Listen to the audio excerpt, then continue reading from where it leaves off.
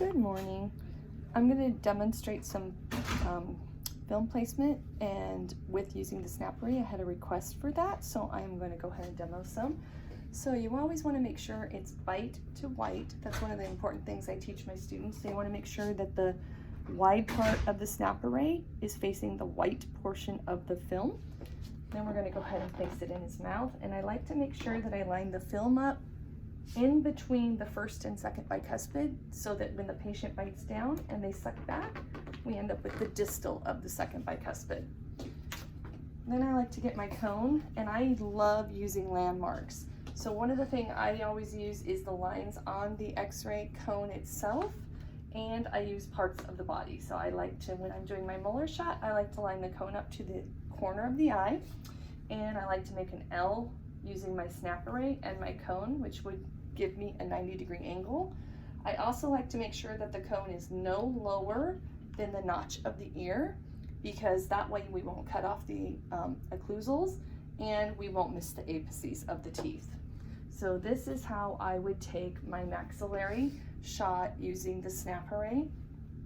And also, if you touch your patient's face just slightly with your fingers and you feel for the back portion of the ramus, there are no teeth back there. So I always tell my students that when you're first using Dexter, the sideburns of the face on him would be indication of where the ramus bone is. So there's never any teeth past the sideburns on Dexter or on your patient. Just gently touch their face and you can feel where the beginning of the bone of the ramus is. Okay. So moving on, I'm going to go ahead and take it out, and obviously we would replace the film with a new one. I would then take the film, and for my bicuspid shot, I'm going to bring it all the way to the midline. One of the important things too is never go in straight with the film. That's very painful to the patient. So I always tip my Snappery sideways, place it in, hopefully you can see this, place it in, and then I'm right at the midline.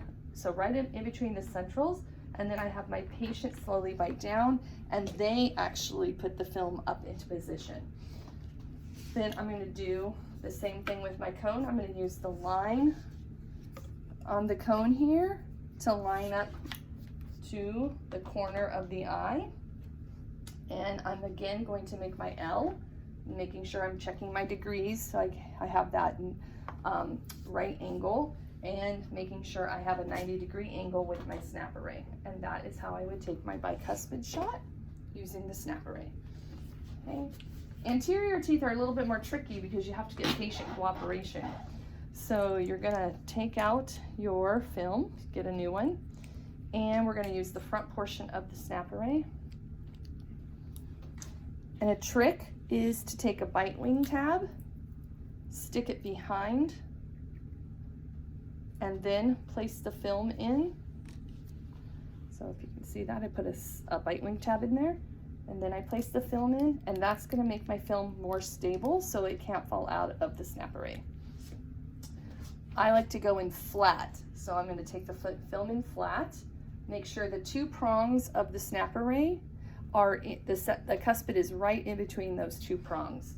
So I'm gonna go in flat, touch the corners of the Snappery to the lateral and bicuspid, and then come down, have my patient hold the film. And then this one is the film that breaks the rules. Usually we line up the cone to the film precisely, but when we're doing our cuspid shot, if we do that, because the tooth is so bulbous, we would overlap it. So the way to avoid overlapping is to kind of shoot straight at the nose versus straight at the film.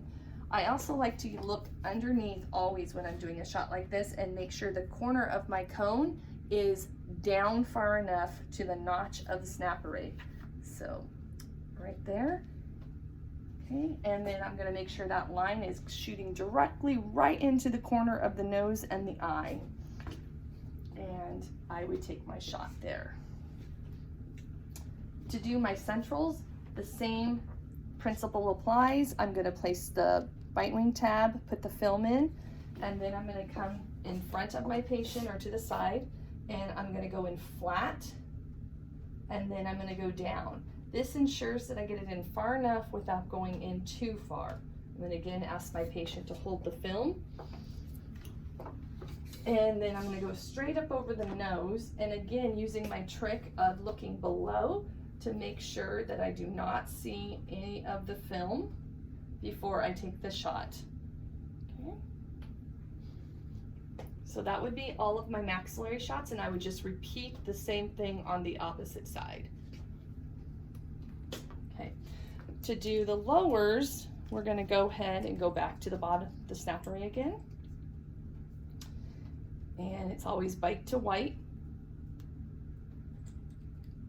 Okay, we're gonna place it in crooked or sideways, as I like to say. Have scoop under the tongue, and then we let the patient gently close it down into place. And again, the film, I take it in between the first and second bicuspids, and then when they bite down, it typically slides back just to get me the distal of the second bicuspid. I'm always going to use his chin here to level out the cone. So the cone and the chin should be equal to each other. It should never be above it or below the chin. And then I'm going to make my 90-degree angle using the line of the snappery to the line of the cone. And again, if I use my line that's on my cone right here, I'm going to have it be at the corner of the eye.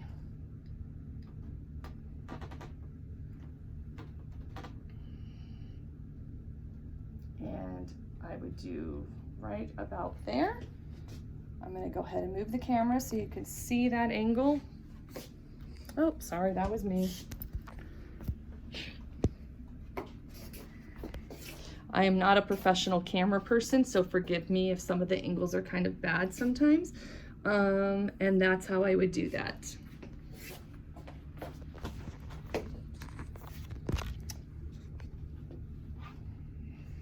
Okay, and then I would repeat moving forward, taking out, putting in, sliding under the tongue, letting the patient bite it into place. It makes them much more cooperative, and then you don't cut them, and then they're more willing to be cooperative in taking the x-rays, because as we know, x-rays are not comfortable. I'm going to bring it all the way to the midline again, making sure it's level with the chin and making my L. And then my line on the cone again would line up to about the middle of the eye, and I would be happy with that angle there. And repeating for the cuspid, the trick of the paper applies to the lower just as well, using the Bitewing tab.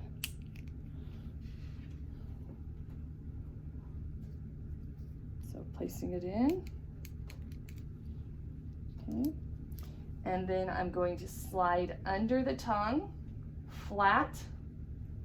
Then as I get in, I will pull up, making sure that I see a ledge of the film above the teeth. Again, the patient will hold.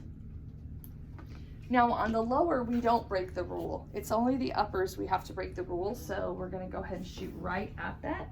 Again, using my trick, I look up, making sure that the edge of the cone is not below the curve of the snappery, and that it's equal to it. And then that's how I would take that shot there. And the same applies for the anterior. I would go flat. This is the best trick I can teach you. If you take the film in flat, hopefully you can see what I'm doing very well here. Take it in flat. You will get under the tongue, and this will let you get in there deeper than if you just went straight down with the film. It's uncomfortable for the patient, so go in flat, tip up, and then patient holds once you have it into place, and then cone goes directly under the chin as such. Again, using my little trick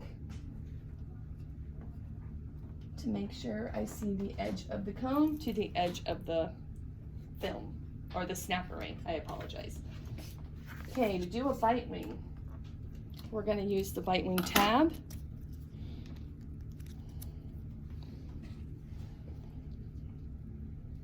We're going to put it directly into the center of the film. We're going to kind of curve the film a little bit so it's not as sharp on the patient. We're going to go in sideways again. It's always best to take your film in sideways. Then you're going to place, for the molar shot, you are going to place the tab right on the second molar. And then you're going to hold as you tell them to gently close down. Never say bite, because then they'll tend to bite you. Okay, then you should be able, oh, it fell in the mouth. I apologize. Reposition here. Sometimes a good trick too is to put a second one so then the tab is really sticking out for you. So Dexter isn't always very cooperative with things. And it fell again. I'm going to block the camera for just 1 second.